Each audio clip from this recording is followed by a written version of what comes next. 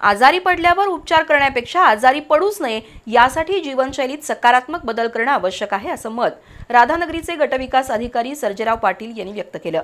राधानगरी इथं आयोजित 100 दिवसीय क्षयरोग मोहिमेअंतर्गत सरपंच, राधानगरी पंचायत समितीचे अधिकारी, कर्मचारी यांच्यासाठी घेण्यात आलेल्या आरोग्य तपासणी शिबिरात ते बोलत होते।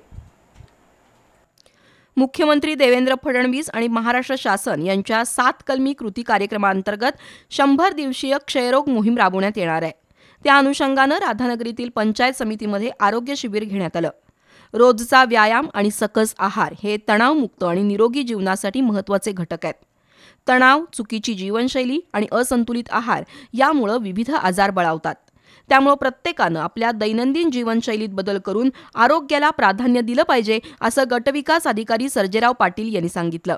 शिबिरात स्थानिक सरपंच, अधिकारी आणि ग्रामस्थांनी उत्स्फूर्तपणे सहभाग घेतला। यावेळी उपस्थितांची आरोग्य तपासणी करण्यात आली। निरोगी जीवनशैलीबाबत तालुका वैद्यकीय अधिकारी डॉक्टर राजेंद्र शेट्टे यांनी मार्गदर्शन केलं। यावेळी महात्मा ज्योतिराव फुले जन आरोग्य योजना अंतर्गत होणाऱ्या मोफत तपासणी, शस्त्रक्रिया याबाबतची माहितीही डॉक्टर शेट्टे यांनी दिली। या शिबिरामध्ये सर्व रोगांबरोबरच जिल्हा क्षयरोग अधिकारी डॉक्टर हर्षला वेदक यांच्या मार्गदर्शनाखाली क्षयरोगाची तपासणी करण्यात आली।